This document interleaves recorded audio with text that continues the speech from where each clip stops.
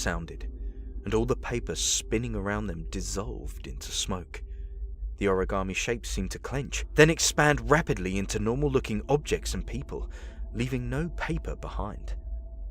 The small figure in violet raised their hand, and the tiny bones across the field shivered to life and spun towards the rogue, interlocking around her.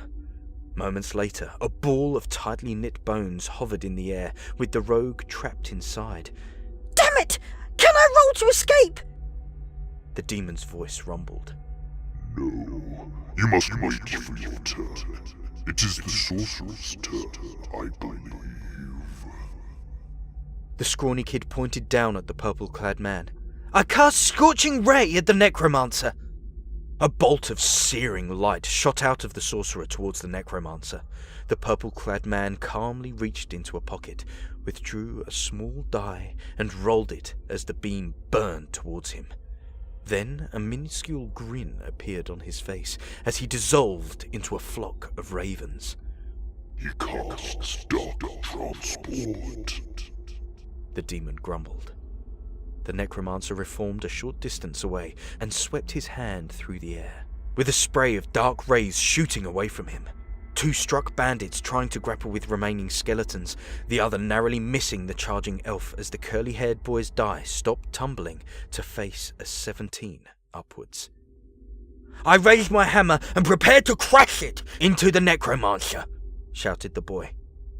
The miniature elf hefted the hammer while the necromancer snatched a bone off the ground and shouted an incantation lost to the howling winter gale. As the hammer was brought down, the bone cracked and elongated into a massive, white great sword that the necromancer raised to block the blow. He casts bone sword, the demon whispered darkly. The sword cracked and shattered, and the necromancer brought his palm up to shoot a wave of violet energy into the elf's chest. The boy let out a sympathetic cry as the elf was flung backwards and landed heavily in the snow. Once more, the bones lying around the field shivered to life and swirled towards the elf as he gathered himself. Except they didn't form a cage as they latched together into an intricate skeleton. They formed a dragon. "I cast Lightning Bolt on the necromancer to disrupt him!" the scrawny kid shouted.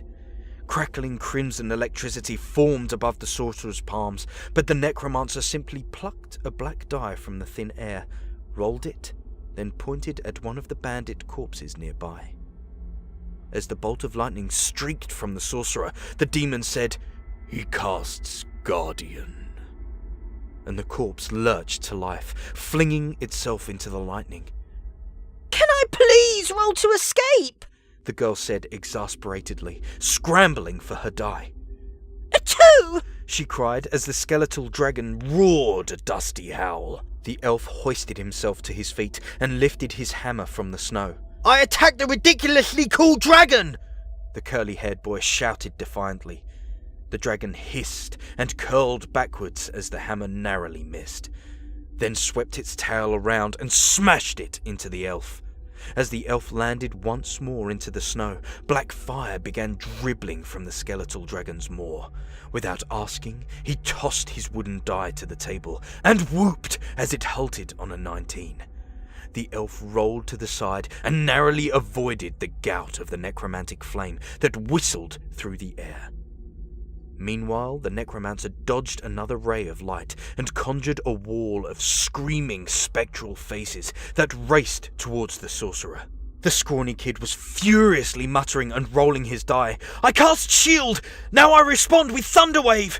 as a green square rotated out of nothingness in front of him to catch the spectral faces, then disappeared as the air vibrated away from the sorcerer. The necromancer gestured, and a shimmering purple dome flashed briefly into existence as the air rippled with force. The kid scowled, saying, "I cast Scorching Ray again!" in frustration. The ray blistered towards the necromancer as he rolled a die, but for the first time, the small man didn't smile at the result. For the first time, he was just too slow getting out of the way, and the ray carved a thin strip away from his side. The necromancer cried out in pain and pulled a glass orb from his pocket, bringing it to his face.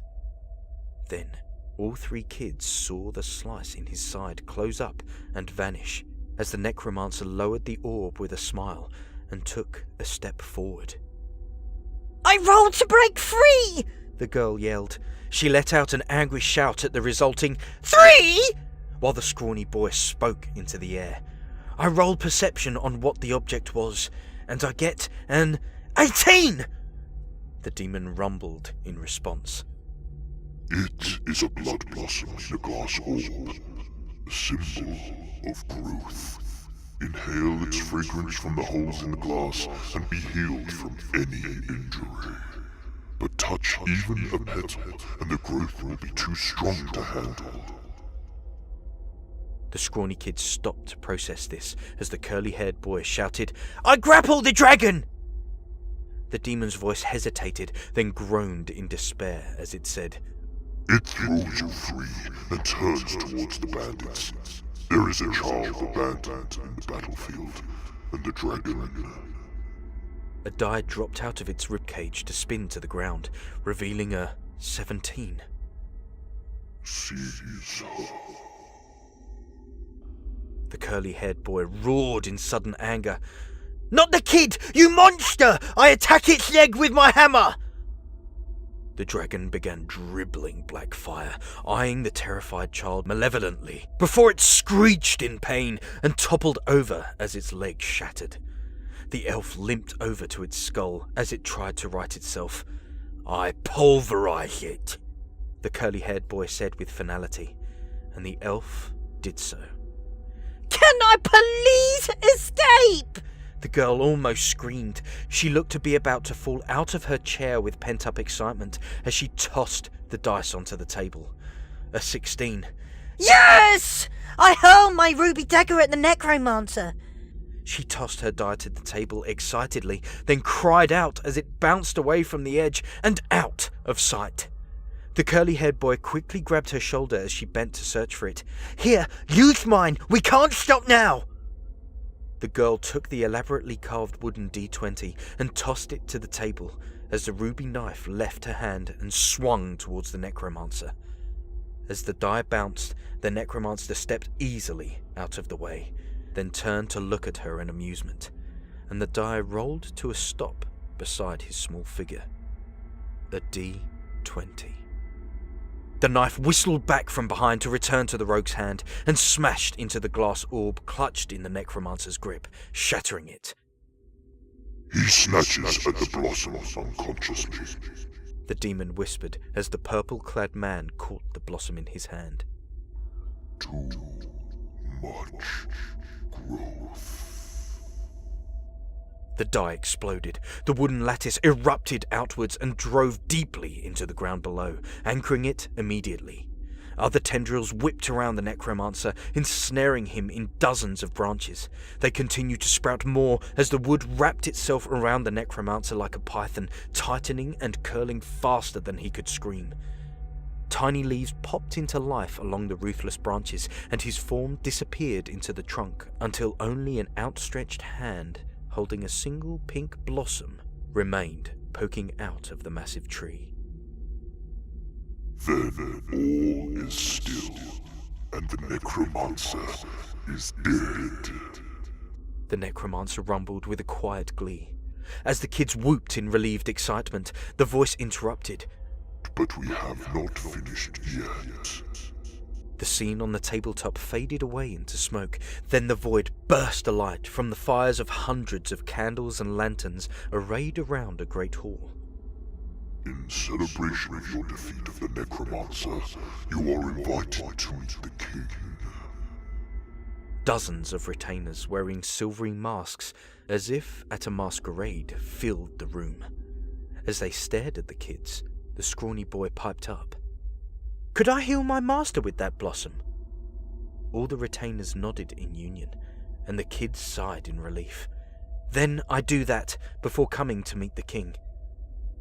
Your master is safe, thanks to your efforts, O sorcerer, said a stately voice. A man with an ornate crown pushed out of the throng of retainers and inclined his head at the scrawny kid. And so is this land.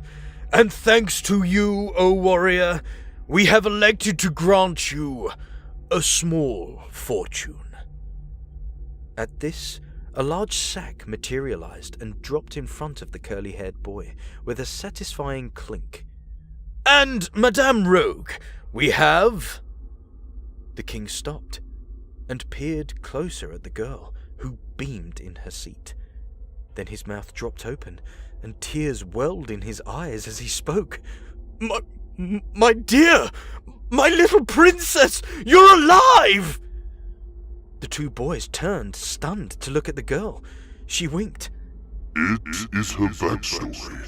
She is the lost princess. The demon rumbled. The king reached forward and plucked the ruby knife from her, tossing it aside.